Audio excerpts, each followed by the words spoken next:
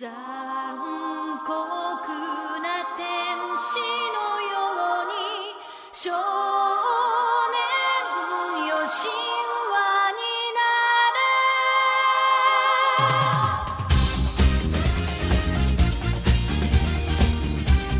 れ。 Hola, hola, bienvenidos una vez más a Anime.wap en nuestro capítulo ya número 8. Está como todos nuestros episodios nuestro queridísimo Hatu. ¿Cómo estás? Hola, muy bien, ¿y tú? Bien, bien. Aquí esperando hacer un capítulo que ha sido bastante pedido dentro de el público de nuestra gran cantidad de público de nuestro podcast, y nos referimos a Neon Genesis Evangelion. Llegó el momento que Llegó el momento, claro. que todo podcast de anime tiene que pasar. Sí, algún día. Hoy es el día. Sí, está es bueno. El día.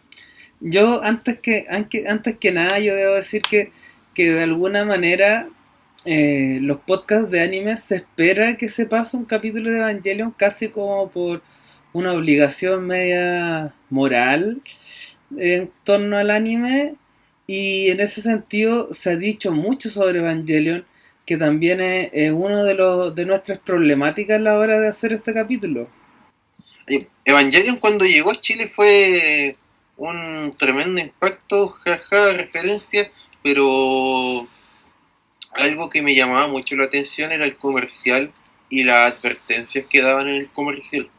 Claro, en ese comercial que dieron en el Chilevisión, que iban a dar Evangelion en horario prime, y que sea como alto contenido como de animación, así una cuestión como bien grandilocuente de lo que íbamos a ver. Sí, advertía de los aspectos psicológicos de la serie y que era como más para un público adulto, aunque lo vieron puros cabros chicos quizás, pero era para un público adulto. Igual en ese sentido como que es valorable el hecho de que se haya transmitido Evangelion en Chile en televisión abierta, porque estamos hablando de una serie que no es como popular, o no era en esa época popular como en términos masivos para animaciones infantiles. Y aquí se hizo la apuesta en el año 2000 o 2001 de traer Evangelion, ya que como el anime había estado pegando tanto en los años 90, de traer esta serie y tirarla en un horario más adulto, en donde estaba especialmente privilegiado para las producciones de mayor rating. Claro, ¿Evangelion de qué año era? La primera emisión en el 95 y la primera publicación del manga en el 94. Bueno, primero Evangelion es dirigida por Hideki Anno y dibujada por Yoshiyuki Sadamoto. Y es del connotado estudio Gainax, quien tiene otras producciones como Furikuri, Gurren Lagann, Karekano. En general todas tienen un poco un tinte psicológico, de una trama un poquito más de segundas lecturas que la primera, y siempre como marcando un poco la diferencia. En general a las obras de Gainax le suele ir bastante bien. Claro, como tú mencionabas, Gurren Lagann, Karekano, todo eso fueron tremendas series en su momento, sobre todo Aguante Gurren Lagann. Sí, Gurren Lagann, una gran producción y bastante connotada dentro de lo que es el estudio Gainax de una época más cercana a la actual. Bueno, un poco introduciéndonos a Evangelion, que ya a esta altura nos parece una serie que plantea algo como de ahora, pero en verdad era una serie que era futurista. Sucedía en el 2015, siendo una producción del 2005, o sea, del 95. Entonces planteaba como un futuro de alguna manera semidistópico, donde el mundo ya había sufrido un apocalipsis, un segundo impacto como se le llamaba, y la mitad de la población había desaparecido. Y La amenaza de un tercer impacto ya para una desaparición total de la humanidad venía de la mano de lo que vaticinaron como la venida de los ángeles. Y estos ángeles eran unos seres de distintas formas. Teníamos desde una forma negra con una especie de calavera en la cabeza hasta un rombo. Y estos seres venían a destruir la humanidad y se defendían a partir de unos robots. Y estos robots podríamos decir de que nos dan una señal de que el anime es un anime de mechas al principio. Entonces ahí está un poco la paradoja, porque lo que se plantea al principio es como que vamos a ver un anime de mechas totalmente normal, que son robots, luchan contra el mal, o sea, contra la destrucción de la humanidad, que eso no necesariamente es un mal, que también se plantea en la serie, que quizás sea hasta un bien, y todo normal hasta el momento, hasta que nos empezamos a entrar un poco en el mundo interno de los personajes. Yo creo que no es del género mecha, para nada. No, o sea, como al principio como que te hacen la vendida de que, oh, vamos a ver un anime de mechas, porque te muestran el robot, el primer capítulo, y tú dices, oh, vamos a ver robots. Y después avanzan los capítulos y no es un anime de mechas. De hecho, Es algo peor. es algo más complicado. Sí. Y de hecho ni siquiera está de hecho ya ni siquiera tampoco uno se da cuenta en el transcurrir de la serie que ni siquiera son robots. Así como que cambia Así absolutamente. Están más cerca de la concepción del retorno al útero materno que otra cosa. De hecho, yo creo que justamente ahí diste bastante en el clavo de lo esencial en torno a los pilotos de los EVA, en torno a sus motivaciones personales. Y bueno, ya es una serie que ya está muy vista, está hasta en Netflix, así que yo creo que aquí desde este punto, warning, como que los spoilers van a volar. O sea, Claro. No, que ya Evangelion es un clásico, así que como hay gente que la vio hasta en meme, la Sí. vio por Facebook. Uno puede fácilmente saber la trama de la serie a partir de shitposting. Uno puede entender hasta la psicología de los personajes a partir de los memes. Claro, sí. Me pasa lo mismo. Me he perdido estas series por eso, pero Yo creo que los dos personajes principales son Shinji y Asuka. Ya. Como protagonistas, como de acción, yo creo. Yo creo que como dúo funciona Shinji y Asuka, y Rei es como un asunto inevitable de la trama, como un recurso, pues, de alguna manera. Claro, Y ya la típica chica callada. claro, pero Hola. los centrales yo creo que es Shinji y Asuka, que vienen a representar como lo opuesto, que por un lado tenemos la acción, alguien que está hiper activo y hiperventilado, con muchas ganas de ser piloto y demostrar cosas, y por otro lado el desganado, el que no quiere nada, que se quiere morir, y ese es el protagonista. Es el que la gente odia, pero a la vez como que se quiere parecer para... Como que el personaje fue escrito para ellos. Es que es una apología a la depresión. Sí, pues. Y también en ese sentido es súper fácil ser empático en torno a un personaje que plantea un problema tan real como ser depresivo. Entonces, claramente que Shinji representa, yo creo que realmente es la humanidad en sí mismo, porque te plantea la serie como una especie de heroísmo de súbete un robot, pelea contra los ángeles y salva a la humanidad. Y Shinji como que todo el mundo lo odia porque dice, que mamón, que miedoso y todo eso, pero en verdad representa como la realidad de una persona que se te enfrentara a esa situación. O sea, nadie querría subirse a un robot así como así, y pelear, así como dar tu vida por la humanidad, así como ser cobarde es súper humano en ese sentido. Claro, es muy humano tener miedo, ser temeroso. Sí. Y claro, es un cabro chico de, ¿cuánto? 14 años. Claro, entonces, claro que Shinji yo creo que es muy fácil ser empático porque porque plantea los dilemas propios de la humanidad, de una humanidad que es la que plantea Hideki Anno, que es una humanidad patética, de que somos como seres, somos patéticos. Padecemos. Padecemos del patetismo. Me parece que la representación del humano, o sea que, claro, es bastante visto que se asimila tanto la psicología de personajes, lo que tú llamas la humanidad, a veces es del sujeto histórico, pero en este caso no, como el sujeto emocional. Claro. Entonces, sobre todo los últimos 2 capítulos que fueron salvados con un bolsillo, Claro. más, proponen la propuesta de la superación y hasta qué márgenes no puede llevar la depresión. Claro. O el cuestionamiento, porque el cuestionar es el que lleva a mirar al abismo.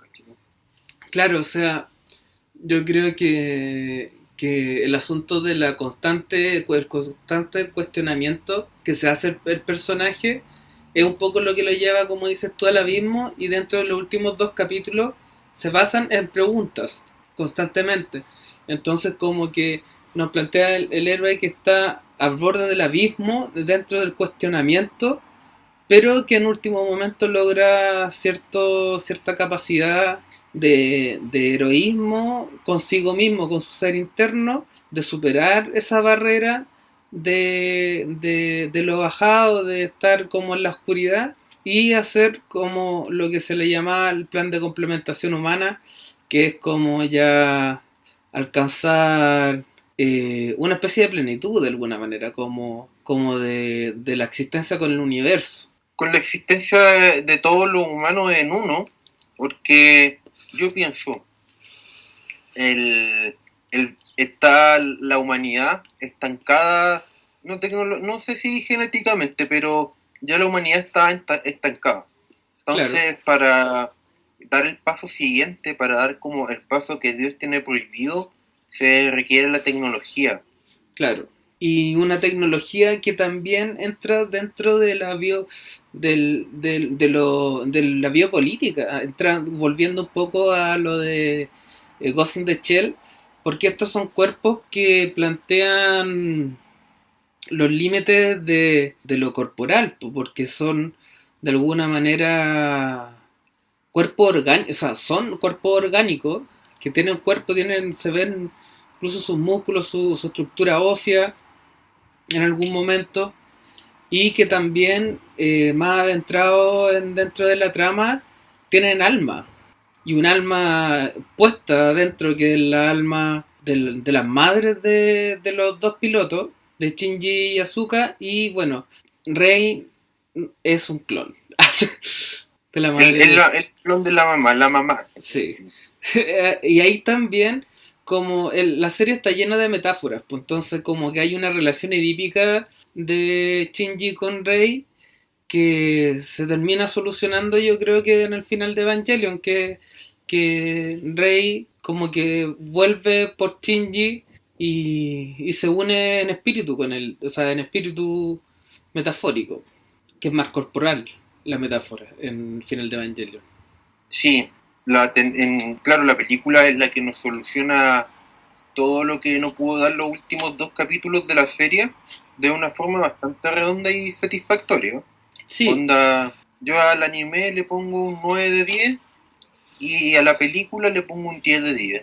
Sí, definitivamente. Pero yo creo que, a diferencia de lo que cree mucha gente, que cree de que el final de Evangelion vino a como a borronear el final de la serie, yo creo que de alguna manera el final de Evangelion es como lo que metaforizó el último capítulo de la serie, porque parte de que un constante cuestionamiento que va hundiendo a Shinji sentado en una silla en los últimos capítulos, hasta que él llega a una solución donde llega a pasar el segundo paso de la humanidad. Y pasa lo mismo un poco en la película, de que Shinji se está hundiendo en el abismo y colapsa mentalmente, y después destruye la humanidad y después la vuelve a hacer. Y eso siento que es un poco la misma estructura de los últimos 2 capítulos, pero hecho con más trabajado. con más tiempo y todo, con más espacio, Y más plata. mucha más plata, dinero. Para hacer una buena producción hay que tener plata. Oye, ¿en cuál de las películas o resúmenes de Evangelion salían tocando instrumentos de cuerda? Esos son dos que son anteriores al final de Evangelion, que es Death and Rebirth, que son una especie de resúmenes que están divididos claramente en Death y después en Rebirth, pero que muestran escenas que no salen en la serie, como que son todos los niños, o sea, todos los, claro, los niños, si son niños, pilotos, tocan música, tocan Bach, creo. Sí, Pachelbel. tocan Bach Bach y en Pachelbel. un formato... No, Pachelbel, Sí, Bach también. pero tocan el canon de Pachelbel, sí. Sí, esa es como la más clásica del Death and Rebirth. Tremenda música ahí, se la mandaron ahí el formato cuarteto cuerda, Sí, es súper interesante, y porque representa las 4 voces sí, de lo que es la voz humana, los 4 registros en instrumento, y eso se ejecuta en una cuestión que no tiene palabras. claro. Entonces, como lo más puro, lo más purista que hay en la música clásica es un cuarteto cuerda. Y en The Bach es esa, la más típica, que es Air de Bach. Esa es como, ¿se llama aire o no? Sí, así se conoce, Sweet Eye. Esa misma, de Bach.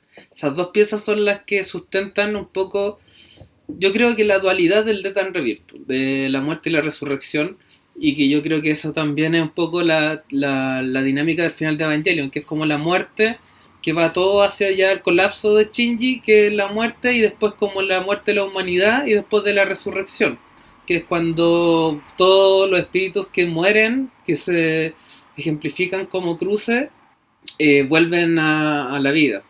Eso es muy católico, lo de preservar el cuerpo en el final. Sí, la serie es muy Suena muy católica. Tiene harto simbolismo católico e incluso de otras religiones en la serie. Sería un simbolismo, un espacio judeo-cristiano.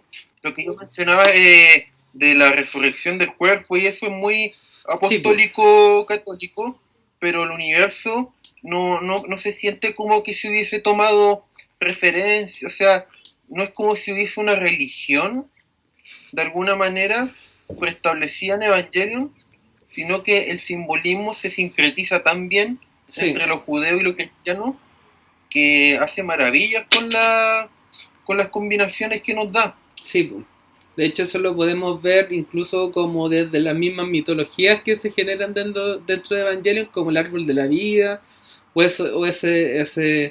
esa forma que se genera cuando se transforma en una especie de dios, Eva, ahí se ve el sincretismo religioso. Y nada que ver, pero yo estaba revisando un asunto y me encontré con lo siguiente, que cuando se destruye el mundo, en Evangelion se ve como una especie de huevo negro, que esa escena, ese dibujo es muy similar al dibujo de cuando se destruye el mundo en Akira. Es muy similar el dibujo, casi igual diría yo, y yo pensaba de que de que había ahí una relación directa como sacado de Akira, que Akira era original y la copia era Evangelion. Sin embargo, me encontré la misma escena, el mismo dibujo de Akira en el manga Captain Harlock de Leiji Matsumoto. ¿Eso de qué año sería más o menos? Captain Harlock es del 77, Captain Harlock. Y su autor es Leiji Matsumoto, que es bastante importante dentro de la historia del manga. Y también fue el que estuvo a cargo de la animación de Interstellar 555 de Daft Punk, que ahí como que lo retomaron ese clásico y trabajaron con él con su diseño de personaje para esa grandiosa serie de videoclip. Tremenda serie eso. Y es una película, porque se llama Interstellar 555 y el disco se llama Discovery. Para que cachemos de que las referencias abundan igual en Evangelion.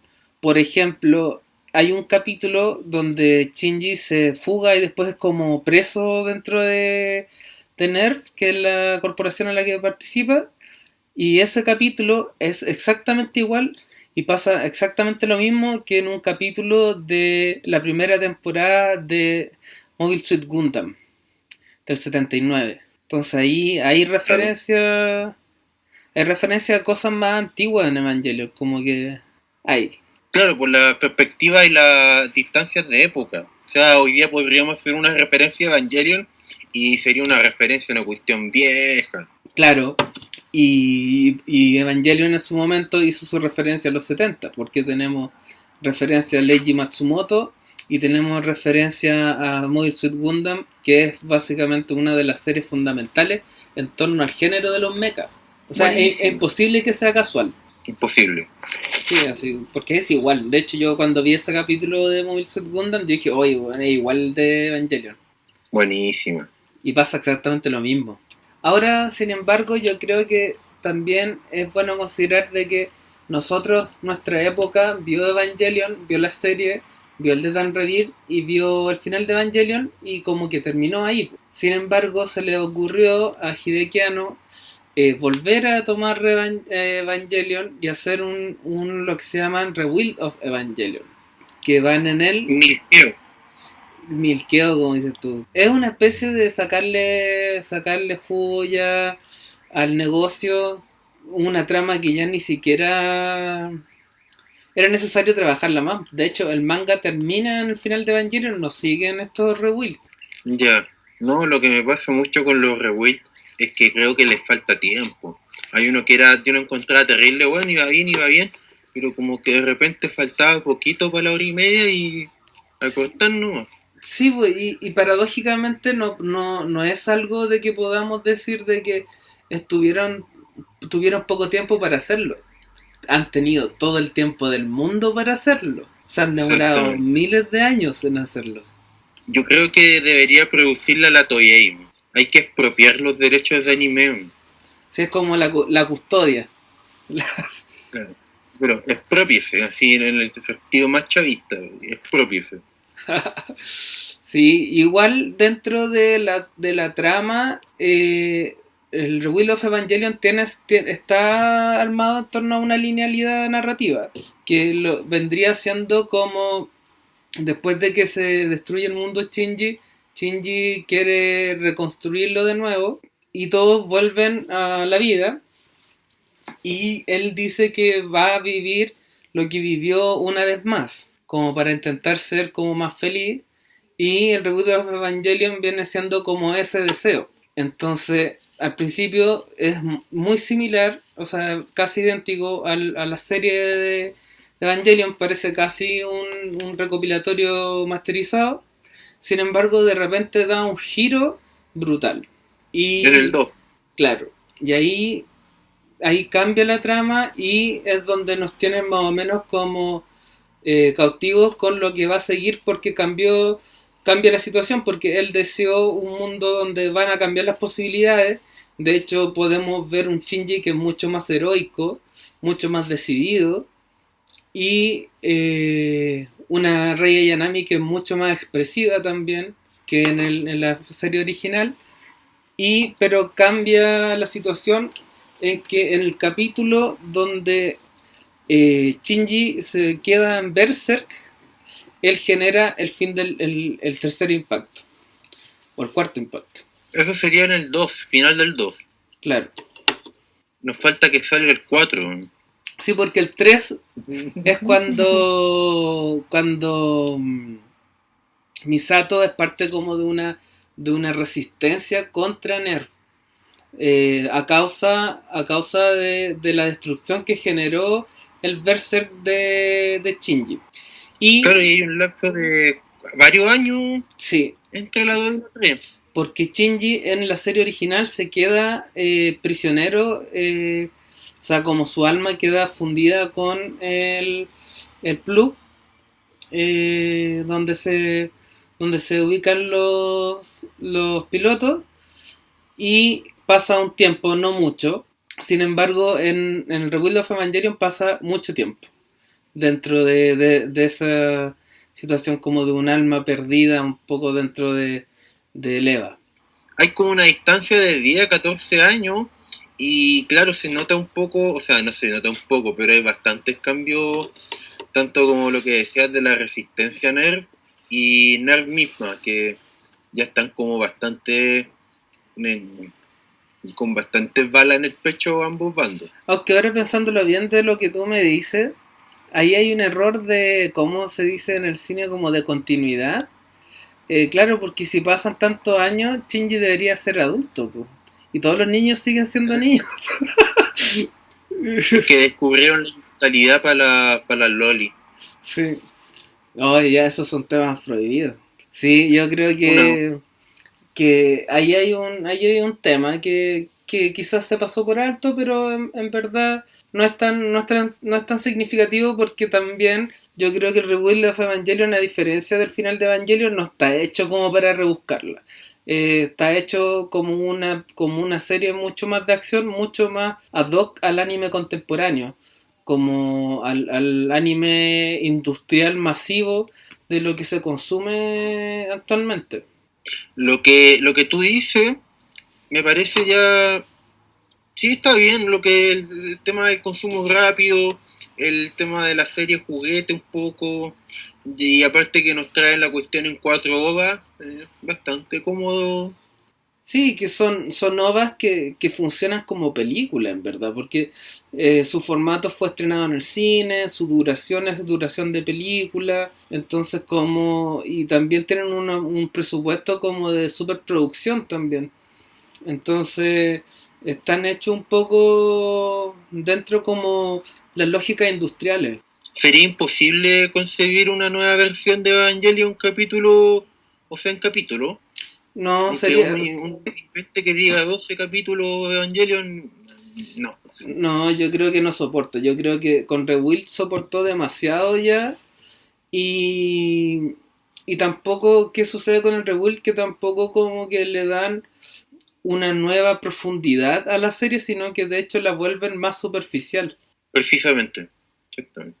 La hacen como pasa mucho, he notado en algunos músicos que pasa como que cuando te va bien, después empezáis a tocar igual, como que pasa eso con Evangelion, como que son como una especie de copia de lo que hicieron, pero más La comercial. fórmula. Usaron la fórmula, claro, para hacerlo más digerible y más masivo. Usaron una fórmula para una fórmula. Genial. Exactamente. Sin embargo, dentro de lo que generaron en la serie inicial, no fue tan fórmula porque fue harto dado por la pulsión de muerte que tenía Hideaki Anno en ese momento, por decirlo de alguna manera, porque se quería morir y tenía problemas con su figura probablemente paterna porque él plantea esta serie muy biográficamente. Entonces también está pasando de que Evangelion es una obra desesperada de alguna manera. Escrita a punta de la depresión. Sí, escrita a punta y a punta de depresión y apuntando hacia la depresión. Porque el público objetivo... ¿Cómo? Incluso dando una salida. Sí, pues, o sea, al final de todo entrega un mensaje de que existe una salida incluso después de la destrucción de la propia humanidad. Claro, después del apocalipsis, incluso después el hombre es el hombre. Sí, es el hombre. Das Mensch. Sí. Qué bíblico, muy bíblico. Yo creo que aquí podríamos estar mucho rato haciendo referencias bíblicas de los conceptos de Evangelion, porque yo creo que está todo muy ligado a la filosofía, a lo religioso, y la filosofía yo creo que es más antigua, más ortodoxa, no es de grandes discursos contemporáneos. Claro, tal vez por eso le viene también el afirmarse en la tradición judeo-cristiana. Ya los símbolos preestablecidos y un poco de piso de la psicología con Freud también. Sí, bueno, el tema freudiano es muy fuerte en Evangelion, como que las relaciones entre madre, hijo, eh, un poco Shinji matar al padre, que es literal en el final de Evangelion, porque el Eva se come al papá, y entonces se generan, o sea, yo creo que Evangelion está lleno de metáforas que no son tan difíciles de leer, que si bien hay muchas metáforas, está hecha para que sea entendible, no es algo como tan críptico como otras series como Lane. O sea, apela también a lo perceptivo, man. Sí, como fijarse en los detalles de las cosas que están sucediendo. Bueno, eso ha sido nuestro capítulo de Evangelion. Espero que les haya gustado. No. Esta es la primera parte de una serie de 10 capítulos. No, mentira. Pero yo creo que hay muchas cosas que no abordamos y muchas cosas que nunca vamos a poder abordar porque la cantidad de teorías y reflexiones que se generan en torno a Evangelion son muchísimas. Así que muy bien. Nos vemos en nuestro próximo episodio, que se viene muy, muy bueno como todos los episodios. Nos vemos. Nos vemos. Chau, chau.